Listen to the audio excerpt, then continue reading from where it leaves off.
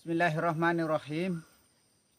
Ya, ini saudara-saudaraku ya. Kita mau coba-coba jejak petualang di hutan ya.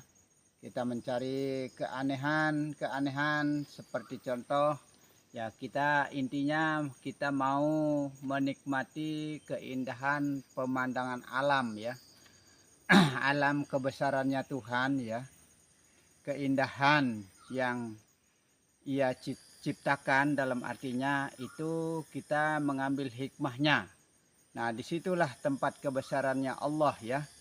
Juga di luar diri, bukan hanya di dalam diri saja, di luar diri juga. Di situ kita akan memandang kebesaran Allah, terutama pada tumbuhan, pada alam, pada gunung yang besar, pada lautan, pada apa saja. Nah, disitulah tempat kita memandang kebesaran Allah.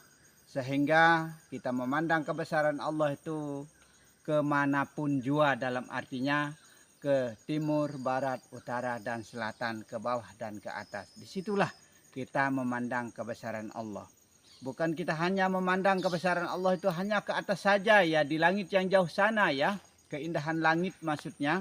Kita harus memandang juga kebesaran Allah itu pada alam yang nyata, pada sekeliling kita. Terutama yang perlu sekali yang akan kita pikirkan adalah alam sagir ya, yang ada di dalam diri. Karena alam yang di dalam diri ini adalah yang lebih luas daripada alam yang nyata ini. Seperti itu. Kita ini ya, kita mencoba jejak petualang ya, ke dalam hutan. Ya, makanya kita harus mencari di mana tempat suara kicauan burung yang merdu, yang indah ya. Karena segala sesuatu yang ada pada diri ini punya kenikmatan sendiri. Seperti contoh kaki, nikmatnya berjalan. Maka dia kaki ini mau berjalan terus begitu. Nah, telinga punya kenikmatan sendiri, yaitu mendengar. Maka senang dia mendengar suara yang indah, suara yang merdu, suara yang seperti apa yang indah-indah lah, seperti itu. Dan juga mata punya kenikmatan sendiri-sendiri ya. Kenikmatannya mata itu memandang. Maka indah memandang alam, indah memandang kebesaran, indah memandang apa saja yang ada pada alam ini. Nah, itulah tempat kita memandang. Maka dikatakan kita memandang kebesaran Allah itu ke arah barat, timur, selatan, dan bawah, atas. Disitulah tempat kita memandang. Tapi jangan lupa fokuskan kepada diri kita sendiri. Karena di dalam diri disitulah tempat rahasia itu. Yang disebut sirullah, rahasia Allah. Rahasia diri sebenarnya ya, pada diri.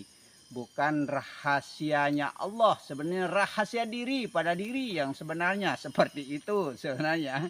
Nah, tapi karena kebesarannya Allah itu ada pada diri kita sendiri. Nah, itulah hidup, itulah hayat ya. Nah, disitulah kita membaca, dalam artinya mengikro diri pada diri ya. Kita membaca diri ya. Terutama yang akan kita baca yaitu sifat 20 pada diri, yaitu kudrat, iradat, ilmu, hayat, sama basar kalam. Itu yang perlu kita baca ya. Nah, ini di samping itu juga, di samping kita menjadi jejak petualang ya, kita sambil kita ajarkan saudara kita ini ya tentang pengetahuan ya, terutama yang disebut dengan kaji duduk ya. Kita akan mencoba pembuatan konten ini seperti zaman-zaman terdahulu ya. Zaman terdahulu itu karena tidak boleh kita berkumpul lebih dari 2 orang, dari 3 orang ya. Tidak boleh kita berkumpul lebih dari 2 orang atau 3 orang, karena sangat ditakuti oleh Belanda ya. Kalau kita berkumpul lebih dari 2 orang, kita akan mengajarkan keilmuan seperti ilmu tasawuf atau hakikat, dan terutama ilmu makrifat ini sangat ditakuti oleh Belanda. Kenapa ditakuti? Karena Belanda itu sudah memprediksi, sudah tahu rahasia kekuatannya bangsa kita itu Indonesia, yaitu di dalam keagamaan, yaitu kemakrifatan kepada Allah Subhanahu wa taala. Nah, karena ilmu ma'rifat ini sangat dirahasiakan dalam artinya sampai sekarang ya, maka sedikit tidaknya disebut atau diturunkan kembali dalam artinya maka dikatakan hakikat, ilmu hakikat. Nah itu, karena hakikat dengan makrifat itu tidak jauh selisihnya ya. Yang disebut dengan hakikat sebenarnya nyawa kita, nur itu sebenarnya nur Muhammad itu yang berada pada nyawa sebenarnya itu yang dimaksud hakikat sebenarnya. Karena Rasulullah SAW juga seperti itu, begitu katanya. Nah, dan juga yang disebut dengan makrifat itu adalah roh sebenarnya. Pengenalan roh atau pengenalan diri. Itu yang diwalikan sebenarnya. Yang menjadi wali, menjadi wakil daripada Allah. Itu yang diwalikan. Tapi di mana kenyataannya? Pada diri zahir dan batin. Nah, di situ tempat kenyataannya. Nah, kalau sudah kenyataannya di zahir dan batin, maka dikatakan oleh Syekh Junaid, maka luar dan dalam sama. Demi Allah aku katakan ini, kata Syekh Junaid ya. Demi Allah aku katakan luar dalam Allah, lahir batin Allah katanya. Seperti itu. Nah, sama dengan ibarat air dalam gelas ya. Nah, bagaimana rupa dalam, begitulah rupa luar. Seperti itu. Bagaimana cara dalam, begitulah cara luar. Kehendak dalam, kehendak luar itu sama sebenarnya. Ini yang bikin kita keliru, Im. Ini yang bikin kita keliru sehingga kita tidak bisa memahami diri. Karena kita selalu merasa bahwa diri kita ini yang mampu. Mampu bergerak, berkala, melihat, mendengar dan lain sebagainya. Lupa kita sifat 20 yang kita telah diterapkan semenjak kita masih kecil loh. Semenjak dari guru ngaji kita sudah diajarkan sifat 20. Apa artinya kita diajarkan sifat 20 kalau kita tidak yakini, kan seperti itu. Dari kecil kita sudah diajarkan. Kenapa setelah tua, dewasa ini kok kita mau tidak yakini sifat 20 itu adalah sifat-sifatnya Allah, kehendaknya Allah. Nah, seperti itulah makanya kita akan mulai mencoba pembuatan konten ini ya. Dengan seperti cara-cara zaman terdahulu, seperti itulah intinya. Makanya disebut dengan kaji duduk ya, seperti ini contoh kita duduk di bandar kayu, coba diperlihatkan, pelan, diam. Nah, bandar kayu ya, kayu roboh maksudnya, maka disebut bandar ya. Nah, disitulah tempat kita duduk ya, di bawah kayu, di pohon kayu tumbang ya, di mana ya. Di situ kita duduk. Nah, disitulah kita mengajarkan. Nah, maka disebut kaji duduk. Di mana kita duduk, di situ kita mengajarkan. Nah, karena tidak boleh berkumpul zaman terdahulu. Tapi yang saya herankan, yang saya anehkan sampai detik ini, saat ini, kok masih saja dirahasiakan ilmu ini gitu. Itu yang saya herankan. Memang pada dasarnya ya. Pada dasarnya ilmu ini tidak diajarkan secara meluas karena banyak saudara-saudara kita yang tidak bisa memahami ya. Nah, itu tidak bisa memahami, akhirnya menjadi salah paham. Nah, itu maka saya katakan ya, bagi yang tidak paham jangan ikut di sini sebenarnya, bagi yang tidak paham. Karena ini khusus bagi orang kemakrifatan dalam artinya orang yang betul-betul mengenal keilmuan ya. Orang yang betul-betul sudah dibuka basirohnya ya, pandangan hatinya, pandangan rohnya, begitu saja sudah. Pandangan basir itu basiroh, pandangan roh sebenarnya, itu. Makanya orang-orang sudah terbuka pandangan rohnya, itu. Maka ya, kalau kita bergerak ini tidak merasa kita ini disertai dengan Allah, tidak merasa dibarengi dengan Allah, karena wa huwa ma'akum aina ma kuntum ya, di mana kau berada di situ aku menyertaimu. Itu di dalam dirimu adalah aku. Nah, seperti itulah. Nah, itu maka kita ini selalu disertai Allah ya, selalu disertai hidup, disertai zat. Tapi tidak mungkin dengan zat itu saja. Ada zat, ada sifat, ada asma, ada af'al. Dari dalam sampai di luar. Dalam artinya ada roh, ada nyawa, ada hati, dan ada jasad. Kesempurnaan semua itu jadi satu sebenarnya. Kalau dia terpisah-pisah mati kita. Tidak bisa apa-apa kita. Coba roh kita ditarik atau dipanggil sama orang-orang. Contoh ya, bukan kita menyinggung tukang santet ya. Nah, rahasianya ya, tukang santet itu Tengah malam kalau kita sudah tidur, ya, kalau kita sudah tidur ya. Nah, di situ dipanggil roh kita.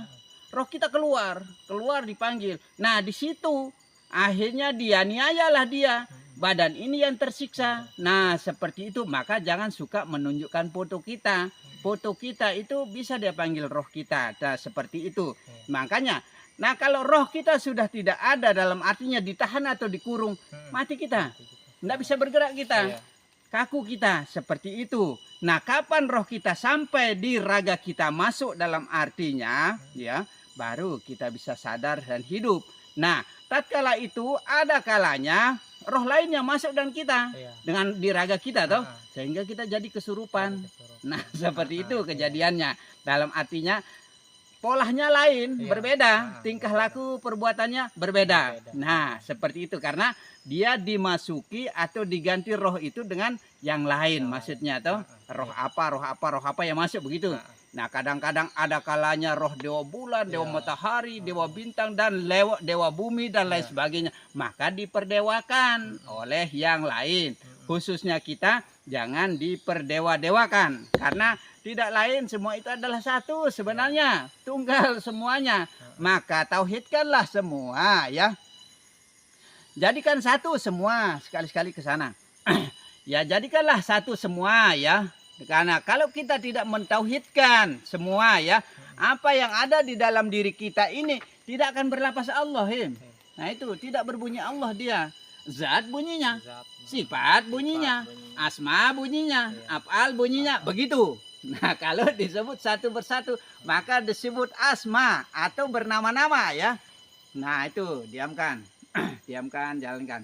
Nah, bernama-nama dia, maka asma namanya. Makanya ada napas namanya, ada hati namanya, ada jantung namanya, ada urat namanya, ada hidup namanya, ada zat, sifat, asma, macam-macam namanya. Kalau disebut satu persatu. Nah, begitu. Makanya kita harus tauhidkan.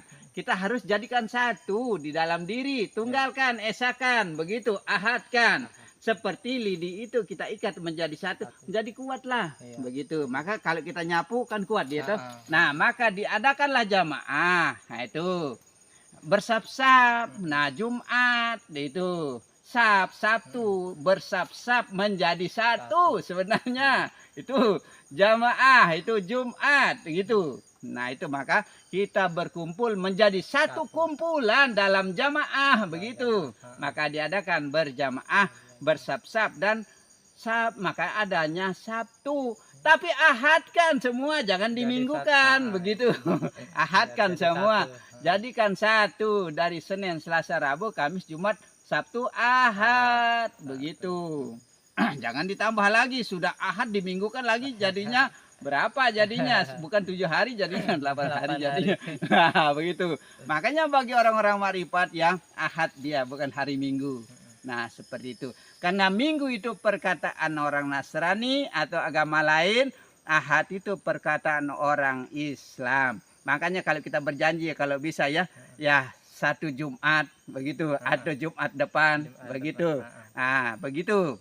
Itu atau Ahad depan begitu sebenarnya kalau kita berjanji insya Allah, tapi jangan lupa pasang insya Allah. Contoh ya, Rasulullah ditanya ya, ditanya itu oleh kafir Quraisy ya, karena dia tidak tahu jawabannya. Akhirnya kalau mau tahu jawabannya kata Rasulullah besok pagi. Akhirnya karena Rasulullah tidak memasang insya Allah, berarti seolah-olah dia yang kuasa. Nah, akhirnya diturunkanlah ayat. Malam itu pun juga tidak diberi petunjuk oleh Allah Subhanahu wa Ta'ala karena tidak memakai insya Allah. Berarti seolah-olah Muhammad itu yang kuasa. Nah, akhirnya diturunkanlah ayat, bukan kamu yang kuasa wahai Muhammad, melainkan aku yang kuasa.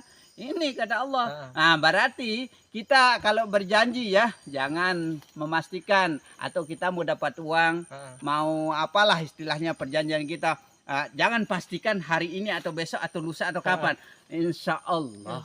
Begitu. Kalau kita tidak memasang insya Allah, berarti kita yang kuasa jadinya.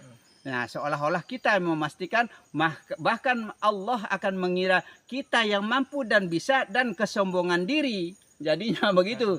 Kalau kita merasa sombong ya, kalau kita merasa ujub, riak dan takabur, jangankan kita sholat cuma Senin Kemis dalam artinya 70 tahun kita pernah sholat akan dihapuskan ibarat debu ditiup angin. Nah seperti itu. Makanya jangan sekali-sekali kita menjalankan sifat sombong itu ya. Tidak boleh ya. Termasuk sombong dalam keilmuan, merasa paling pintar, merasa paling sakti, merasa paling lebih, merasa paling bisa, merasa segala-galanya. Termasuk kalau kita alim, merasa diri paling alim, merasa diri paling ahli, merasa diri paling segala-galanya. Tidak boleh, karena akan dibenci oleh Allah. Sekalipun dia punya ilmu kebal dan lain sebagainya, kalau sudah kesombongan di dalam diri, dibenci oleh Allah, terluka dia. Nah seperti itu, maka tidak boleh kita menjajal diri, coba-coba diri dalam artinya toh. Itu tidak boleh, karena kebencian Allah akan timbul di situ, kemurkaan Allah dari kesombongan itu. Maka oleh sebab itu ya kita ini harus benar-benar tahu dan bisa mengerti, paham mana yang luar, mana yang dalam, lahir dan batin. Karena yang zahir ini, badan kasar ini terbuat dari tanah, air, api dan hawa ya. Nah itu tidak berdaya, tidak ada apa-apanya, tidak bisa bergerak, tidak bisa apa-apa. Nah seperti itu. Nah maka itu yang disebut dengan tidak berdaya atau la haula wala ya. Nah tidak ada dayanya, quwata illah, kecuali Allah atau kecuali kehendak roh yang bergerak, yang hidup pada diri, yang mewakili dari Allah, disebut wali-walinya Allah, wakil-wakilnya Allah, orang yang sudah menyatu dengan roh dan sudah satukan diri, jiwa dan raga, lahir dan batinnya itu sudah menyatu pada diri sebenarnya, seperti itu ya.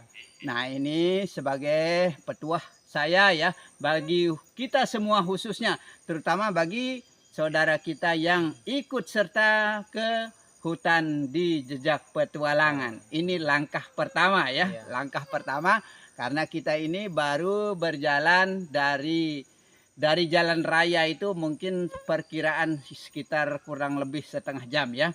Nah kita akan lanjutkan perjalanan kita seperti itu. Ya sebentar lagi kita akan lanjutkan jejak petualangan kita. Jangan diputuskan.